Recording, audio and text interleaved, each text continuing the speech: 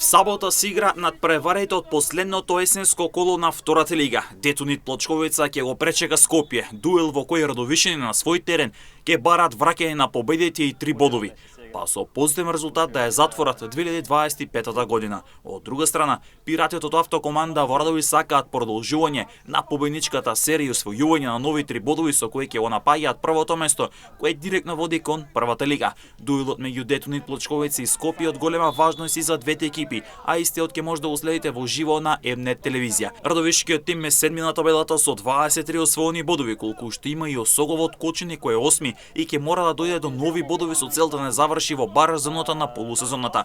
А од друга страна пак Скопје има идеална шанса да се пробие во топ 3 на табелата.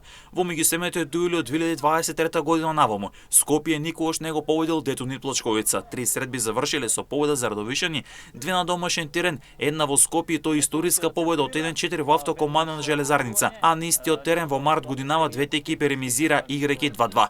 Традицијата вели дека за очекување се минимум 2 поголици, па останало да видиме преку директен пренос на М-нет телевизија сабота 13 часот со учувањето на Детунит Плочковица и Скопје.